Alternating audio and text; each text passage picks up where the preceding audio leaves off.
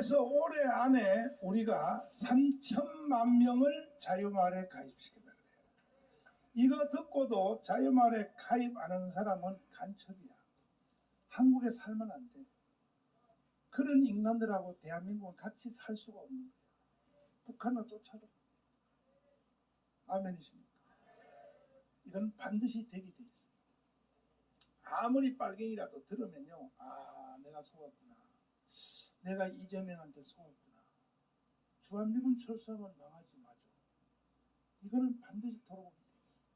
할렐루야. 주먹 다지. 옆에 좌우에 가자. 우리는 이겼습니다. 자, 마지막으로 오늘 이 시간에 말씀드리는데, 내가 이 애국운동을 이게 한 4, 50년 했거든요. 지금 한 게 아니거든.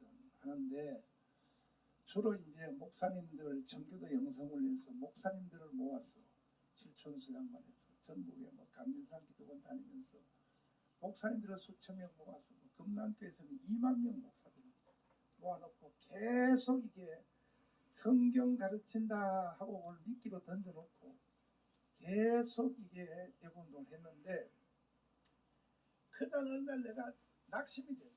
누구처럼? 이천처럼 낙심이 됐어. 해도 되지도 않는 거야. 나만 목사냐 이 개새끼들아. 그런 찰나에 어떤 한 분이 나타나서, 누구냐? 육군사관학교 교장선생님, 별 3개짜리야. 나타나서 육군사관학교 생도들에게, 신입생들에게 편지를 쓴 거야. 그 편지를 내가 읽어보고 통곡하고 울었어. 내가. 이야, 대한민국 어떻게 이런 사람도 잘 살고 있는가. 이 사람은 별 3개인데 똥별이 아니구나. 대한민국의 별들이 다 똥별이거든. 다 똥별이야. 똥별. 나라가 망했는데도요, 별들이요, 대수장 무슨 그 성우에 에이 그 똥별 달고는 아니들이야. 정말. 예? 목사도 말이야, 나라를 위해서 목숨 걸고 깜빵 3번 갔다 온대 말이야. 예? 대한민국의 혜택을 혼자 다 본 사람들이 말이야. 별 3개나 달고 말이야. 참모 총장까지 한 사람들. 내가 이름은 말 안 밝히는데 별 4개짜리하고 내가요 친해요. 전화도 수도 없이 했어.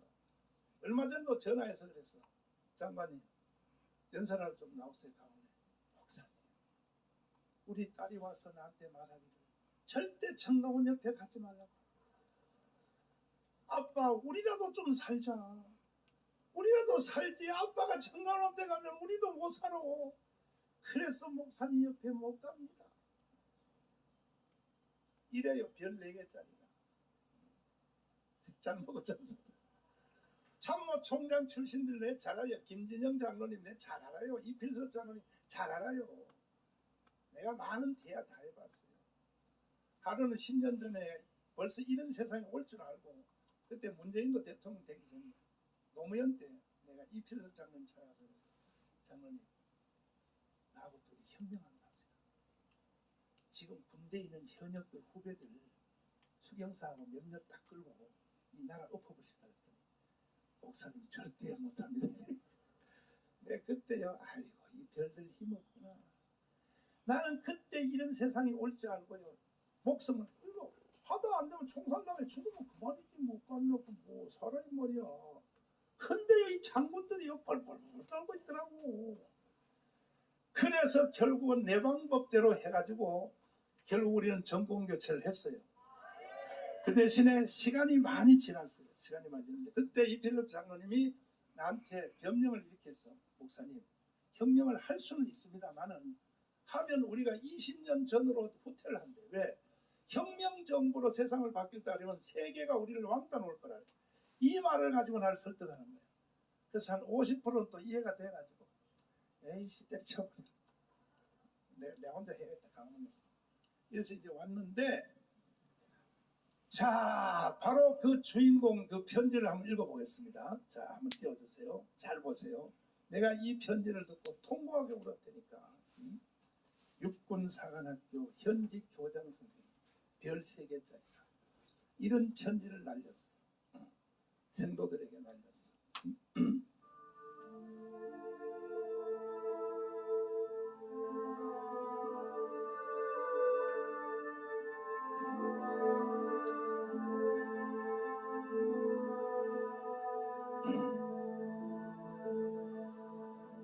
우리 대한민국의 장래를 짊어질 개혁과 선진의 주체 젊은이들이여. 여러분들은 5, 60대가 겪은 아픔을 얼마나 알고 있는가? 그대들은 조국을 위하여 과연 얼마만큼 땀과 눈물을 흘렸는가? 지금 여러분이 누리는 풍요로움 뒤에는 지난날 5, 60대의 피와 땀과 눈물이 있었다는 것을 결코 잊어서는 안 된다.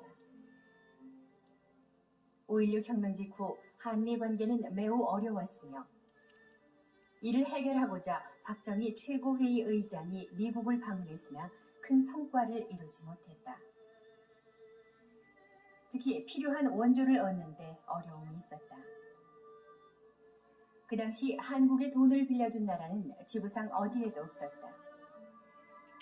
지푸라기라도 잡고 싶은 마음에 우리와 같이 분단된 공산국 동독과 대치한 서독에 돈을 빌리러 대사를 파견해서 1억 4천만 마르크를 빌리는 데 성공했다. 당시 우리는 서독이 필요로 한 간호사와 광부를 보내주고 그들의 봉급을 담보로 잡혔다. 고졸 출신 파독 광부 500명을 모집하는데 4만 6천 명이 몰렸다. 그들 중에는 정규대학을 나온 학사 출신도 수두룩했다. 면접 볼 때 손이 고와서 떨어질까봐 까만 연탄에 손을 비비며 거친 손을 만들어 면접에 합격했다. 서독 항공기가 그들을 태우기 위해 온 김포공항에는 간호사와 광부들의 가족, 친척들이 흘리는 눈물로 바다가 돼 있었다. 낯선 땅 서독에 도착한 간호사들은 시골 병원에 뿔뿔이 흩어졌다.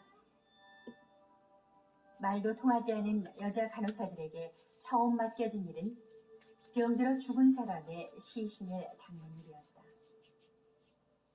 어린 간호사들은 울면서 거지에 알코올을 묻혀 딱딱하게 굳어버린 시체를 이리저리 굴리며 닦았다.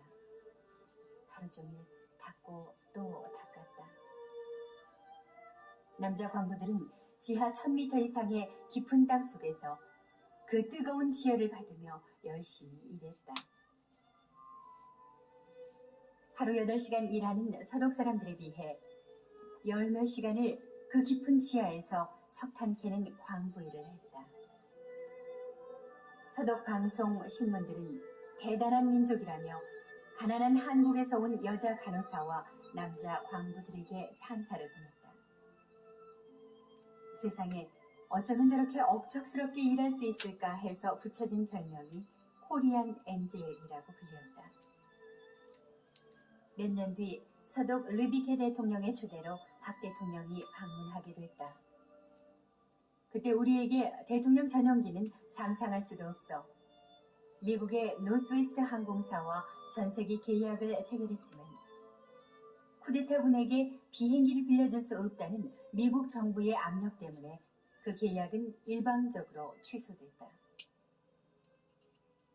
그러나 서독 정부는 친절하게도 국빈용 항공기를 우리나라에 보내주었다.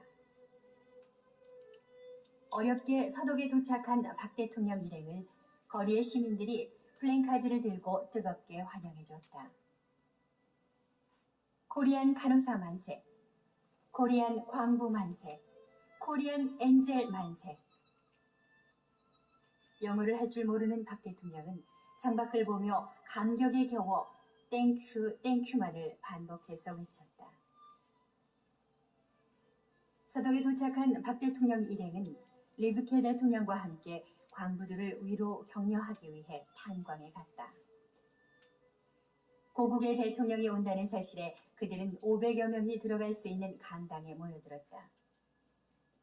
박 대통령이 수행원들과 함께 강당에 들어섰을 때 작업복 입은 광부들의 얼굴은 시커멓게 그을려 있었다.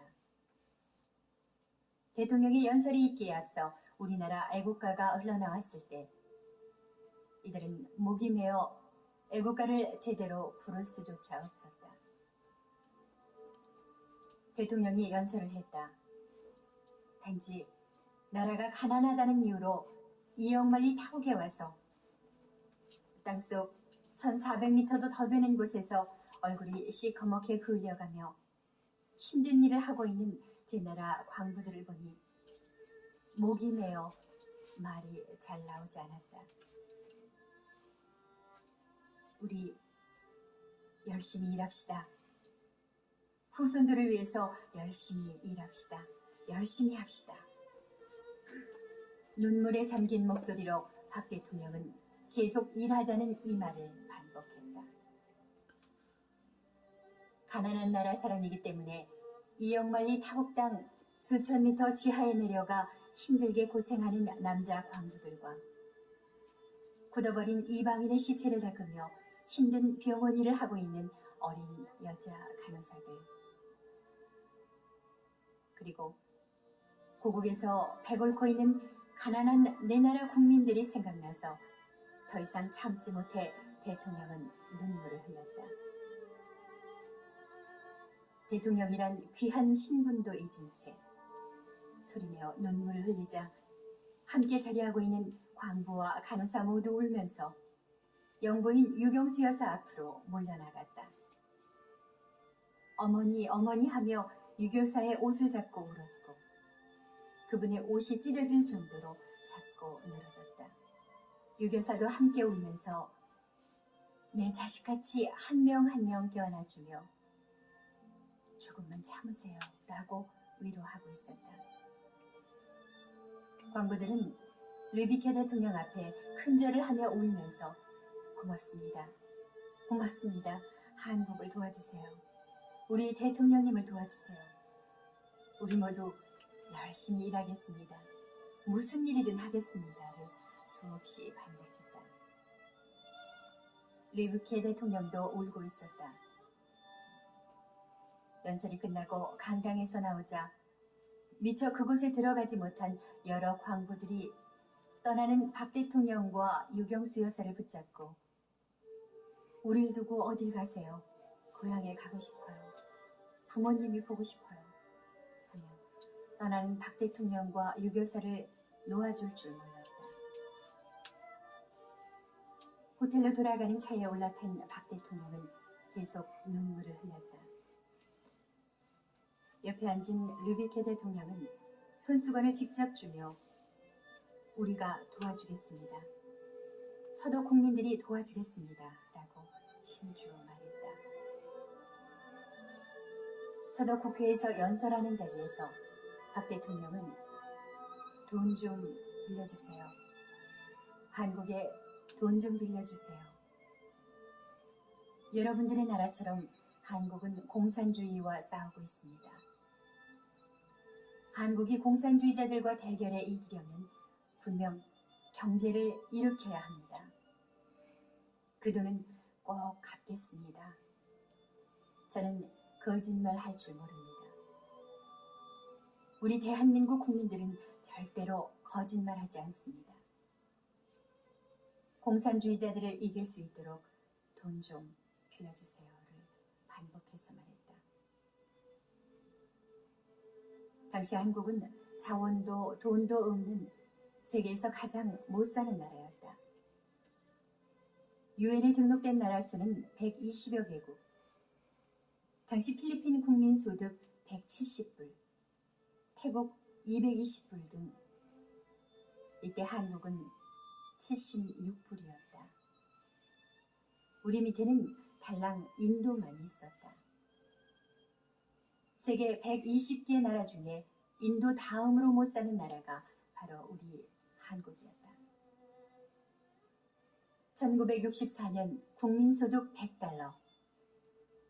이 100달러를 위해 단군 할아버지부터 무려 4,600년이라는 오랜 세월이 걸렸다. 이후 그대들이 말하는 이른바 우리 보수 수구 세력들은 머리카락을 잘라 가발을 만들어 외국에 내다 팔았다. 동네마다 엿장수를 동원해 머리카락 파세요 파세요 하며 길게 따늘린 아낙네들의 머리카락을 모았다.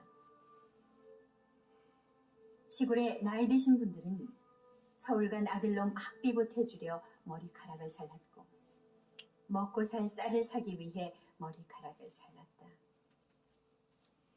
그래서 한국의 가발 산업은 발전하게 됐던 것이다. 또한 싸구려 플라스틱으로 예쁜 꽃을 만들어 외국에 팔았다. 곰인형을 만들어 외국에 팔았다. 전국에 쥐잡기 운동을 벌였다. 쥐털로 일명 코리안 밍크를 만들어 외국에 팔았다. 돈 되는 것은 무엇이든지 다 만들어 외국에 팔았다. 이렇게 저렇게 해서 1965년 수출 1억 달러를 달성했다. 세계가 놀랐다. 저 거지들이 1억 달러를 수출해 하며 한강의 기적이라고 전 세계가 경이적인 눈빛으로 우리를 바라봤다. 조국 근대화의 정화는 서독에 파견된 간호사들과 광부들이었다. 여기에 베트남전 파병은 우리 경제 회생의 기폭제가 됐다. 참전 용사들이 흘린 피와 땀은 기폭제가 됐으며 경부 고속도로가 건설되는데 이를 바탕으로 우리 한반도의 동맥이 힘차게 흐르기 시작했다. 우리가 올림픽을 개최하고 월드컵을 개최하고 세계가 우리 한국을 무시하지 못하도록 국력을 키울 수 있었던 것은 그대들이 수구 보수 세력으로 폄하하는 그때 그 광부와 간호사들, 베트남전 세대가 있었기 때문이다. 그대들이 명심할 것은 그때 이방인의 시신을 닦던 간호사와 수천 미터 지하 탄광에서 땀 흘리며 일한 우리의 광부, 목숨을 담보로 이국 전선에서 피를 흘리는 우리 국군 장병, 장렬하는 사막의 중동 건설 현장에서 일한 5, 60대가 흘린 피와 땀과 눈물이 있었기에 그대들 젊은 세대들이 오늘의 풍요를 누릴 수 있다는 사실을 결코 잊어서는 안 된다. 반전과 평화 데모를 외치며 거리로 몰려나와 교통질서를 마비시키는 그대들이 과연 아버지와 할아버지 세대를 수구 세력으로 폄하할 자격이 있는가? 그대들이 그때 땀 흘리며 일한 오늘의 5, 60대들을 보수 수구 세력으로 폄하하기에 앞서 오늘의 현실을 직시하라. 국가 경영을 세계와 미래라는 큰 틀 전체로 볼 줄 아는 해안을 지녀야 하지 않겠는가. 보다 나은 내일의 삶을 위해 오늘의 고통을 즐겨 참고 견뎌 국민소득 4만 불대의 고지를 달성할 때까지는 우리들 신구 세대는 한 덩어리가 되어야 한다. 서로 갈라져 반목하고 갈등하기에는 갈 길이 너무 멀다. 이제 우리 모두 한 번쯤 자신을 돌아보며 같은 뿌리에 난 상생의 관계임을 확인하고 다시 한번 뭉쳐보자. 우리 모두 선배를, 원로를, 지도자를 존경하고 따르며 우리 모두 후배들을 격려하고 베풀고 이해해주면서 함께 가보자. 우리 대한민국의 앞날에 더욱 밝은 빛이 비추어지리니.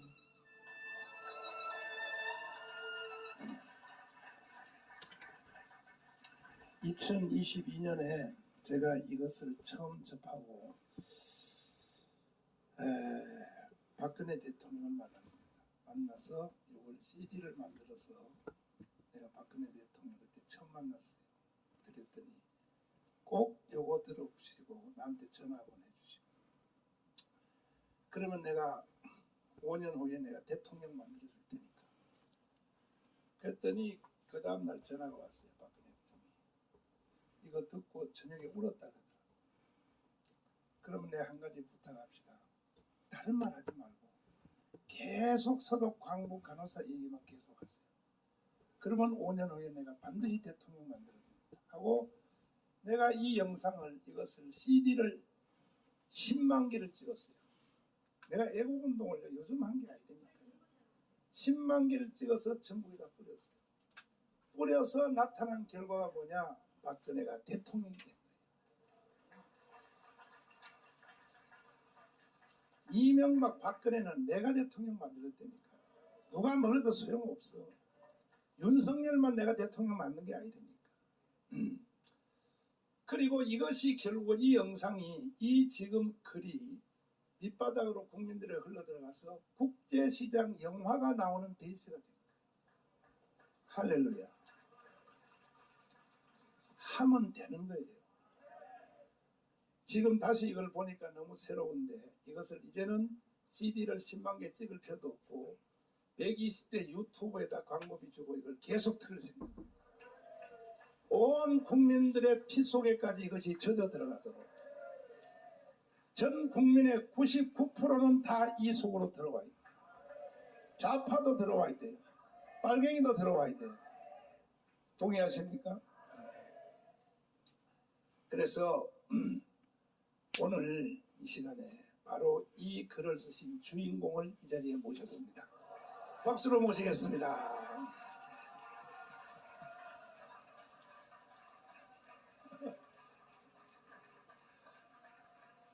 자, 앞으로 나오시죠.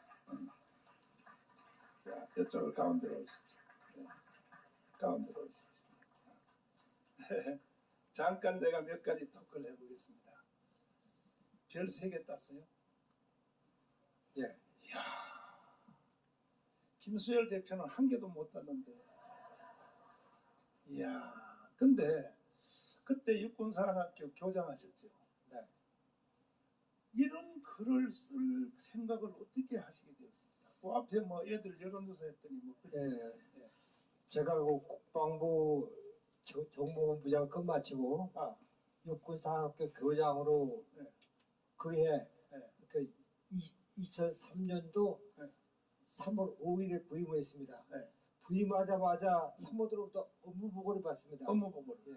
예. 네. 업무보고 봤는데 네. 신입생들에 대한 그 설문조사를 신입생들에 대한 설문조사를 받게 되었다. 그러니까 신입생이 네. 가입교하기 전에 네. 군복도 갈아입지도 않고 그렇지. 무기명으로 이제 설문조사 받는 게 있습니다. 훈육에 참고하기 위해서. 그러니까 자기 요즘 애들은 어떤 애들이 육군사관학교에 들어오나 하고 이름도 쓰지 말고 그냥 무기명으로 조사를 받아봤다. 그랬더니 어떤 일이 일어났어요? 그 보고 내용을 보니까 네. 그 중에 한 개 문장이 하나 있었습니다. 원장이 우리의 주적은 누구냐? 주적이 누구냐? 예. 1번 1번. 미국입니다. 그 사람이 쓴 것이. 아니 그래 학생 육군사관학교 들어오는 예비 학생들이 우리의 추적이 미국이라고 쓴 놈이 1번이요?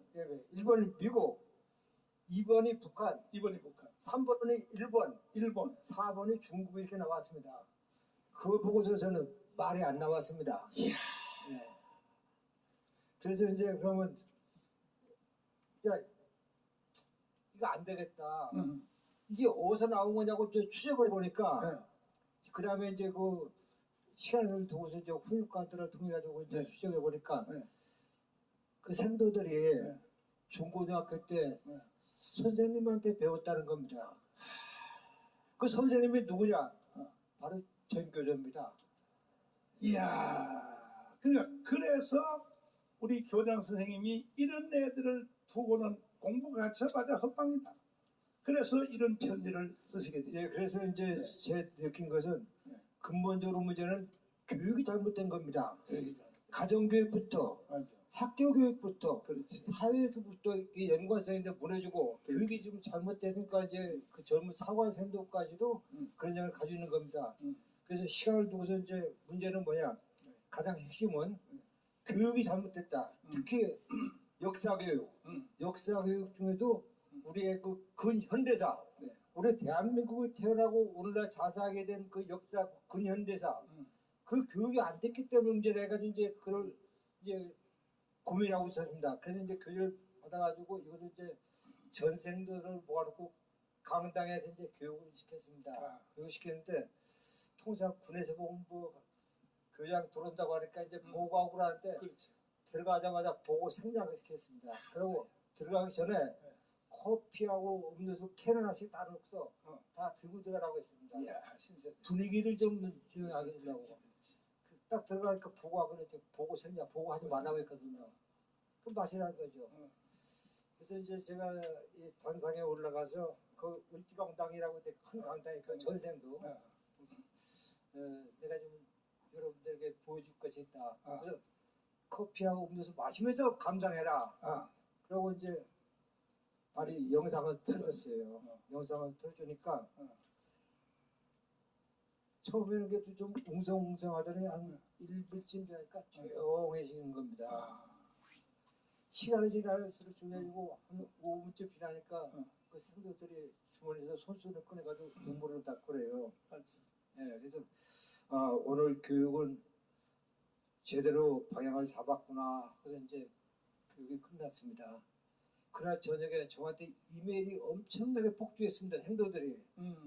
오늘 이 사실을 오늘 처음 알았다는 겁니다. 예. 그래서 이 내용을 가지고 이제 감사합니다. 이 내용을 가지고 이제 저도 좀 느낀 바가 있기 때문에 그 당시에 참모총장이 며칠 전에 그 3년대 그 남재준 참모총장이었습니다. 예. 제가 지휘보고를 했죠. 이런 교육이 내용을 해보니까 효과가 상당히 좋은데 총장님 한번 참고하십시오. 총장님 저 부관을 통해 가지고 제가 보내드릴까 한번 시청하십시오. 지휘보고 할 때 이제 매주 이제 한 번씩 지휘보고 하니까 그날 오후에 저한테 전화가 왔어요.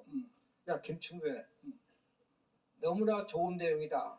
하면서 참모총장은 뭐냐 육군 정훈 정신교육 자료로 편집해 도래하고 이제 지시한 거예요.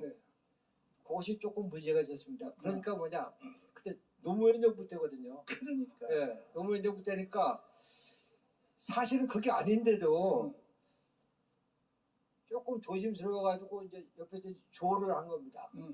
그때 조언한 것이 바로 그 기무부대에서 조언했어요.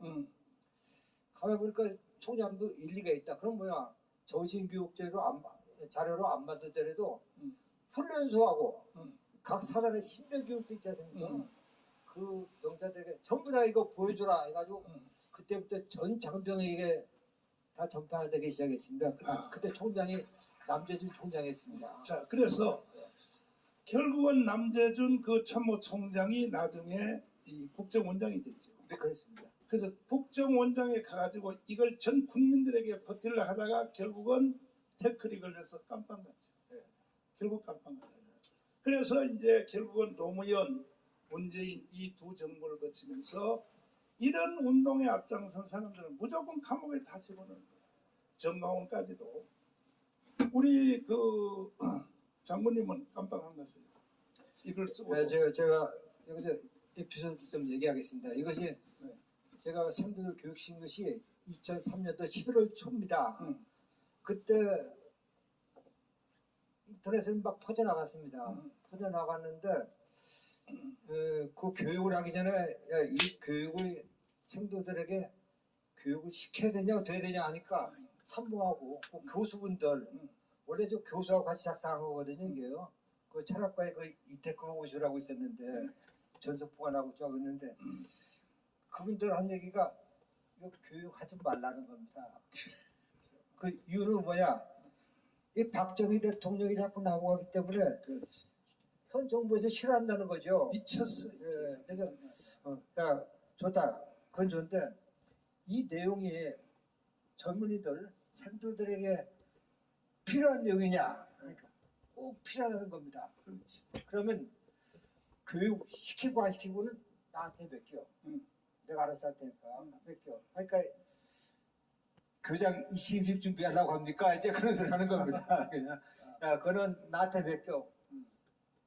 그냥 이제 교육을 시키고 인터넷 퍼졌는데 그것이 이제 계속 인터넷 퍼져나가다가 또 동아닷컴 그래서 뭐 시비가 많이 붙은 겁니다. 찬반에. 그래서 2004년도 2월 5일자 중앙지 조선 중앙 동아 문화 해가지고 5개 신문에 그것이 이제 기사화돼서 나가니까 바로 그 기사화돼서 나간 것이 불난 집에 기름을 부는 쪽 이제 거래가지고 전국적으로 확 퍼진 겁니다. 네.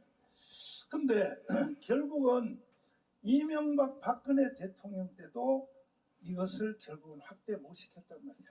그러니까 우파 대통령도요, 대통령 시켜놓으면요, 좌파 눈치를 보는 거야. 이래서 결국은 대한민국이 망한 거예요, 지금. 이제라도 우리는 내가 이 영상을 여러분 핸드폰 문자메시지로 다 넣어드릴 테니까 전 국민들에게 퍼뜨리시고, 그리고 잊어먹을까봐 말씀드리는데 이천 교수님, 그 다음에 또 여기 김학성 교수님, 이충훈 교수님도 딱 이런 영상 하나씩을 다 만드세요. 만들어가지고 전 국민에게 다 퍼뜨리도록 원고를 잘 써가지고 통곡하고 울도록 국민들이 내가 숙제를 드렸습니다. 우리 그 교장 선생님은 교회에서는 장로님이시죠? 예, 2005년대 네. 교장급 마치고서 네. 카이다 원장할 때 네. 제가 장로님. 장로가 그것도 오관선 목사님 교회에서 장로님 되죠. 네, 네. 네. 자, 그런데 저희들이 이 장군님들을 볼 때 좀 아쉬워. 뭐냐면, 아니 장군님들이 뭐 대단한 일을 다 했다고 말이야. 나라가 망했는데도 말이야. 이런데 연설하러 나오려도 나오지도 않고 하는데, 장로님은 오늘 나오셔서 감사한데, 이제 마지막으로 지금 군번 가진 사람들이 약 1200만이 되고, 그사 함께 사는 여자들, 가족이 2500만이 되거든요. 그 2500만에게 지금 짧게 한마디로 명령 한번 내리세요. 정신 똑바로 차려, 이 자식들아. 니들 애국운동으로 다 나와. 그리고 내가 만든 이 영상 들어. 안 들으면 너희들 다 사형시킬 거야. 그렇게 연설하는 거야. 그렇게 연설하는 여러분 잘 아시겠지만은 저는 5살 때 피난 가가지고 대전에서 태어나가지고 초청부터 보훈을 피난 가서 농촌 생활해봤고 바로 보릿고개도 다 견뎌봤습니다. 저는 지금도 5월, 6월만 되면 머릿속에 잊혀지지 않은 것이 아까 영상에서 잠깐 나왔지만은 그때 어머님이 머리카락을 따라가지고 팔아서 아들 학비 보태주려고 먹고 살 쌀을 사기 위해서 파는 거 머리카락 잘랐지 않습니까? 맞아. 또 어머니가 자르니까 며느리가 잘랐지 않습니까? 맞아. 그 어머니는 자른 그 단반 머리를 다른 사람한테 안 보여주려고 하얀 수건을 머리에 감고서 수건 쓰고 다녔어. 밥에 부엌에서 밥을 짓던 그 모습. 맞아. 저는 지금도 그게 잊을 수가 없습니다. 5월, 6월만 되면은. 맞아. 네, 그래서 참 지금 우리 전 목사님께서 말씀하시면은 지금 일부 공무원들이나 또 전역한 예백들은 가끔 그런 얘기를 합니다. 특히 군인은 공직자는 정치적 중립을 지켜야 된다, 이제 그런 얘기를 하거든요. 그 말은 맞습니다. 그런데 대한민국이 죽고 살고 하는 것이 어떻게 정치적 논리입니까? 그게 그건 정치적 논리가 아닙니다. 그거는요. 대한민국을 살리기 위해서, 대한민국을 살리기 위해서는 분명히 앞에 나서고 목소리를 내야 된다는 겁니다. 하나님께서 정말 도우셔가지고 0.7%다 우리 자유대한민국 살리셨습니다. 거기에 우리 전 목사님이 결정적인 역할을 했거든요. 작년 3월 9일날 0.7%가 중요한 것이 아니고 앞으로 5년간이 더 중요합니다. 앞으로 5년 동안에 완전히 우리 자유 대한민국이 기초를 닦아놔야지만이 우리 후배들, 우리 후손들에게 비전이 있다는 겁니다. 그래서 아주 우리 전 목사님 모시고 열심히 하자는 그 말씀을 올립니다. 2,500만 군인 가족들, 군번 가진 사람에게 명령 딱 한마디 짧게 뭐냐. 잔소리 말고 자유마을에 가입해, 이 개새끼들아.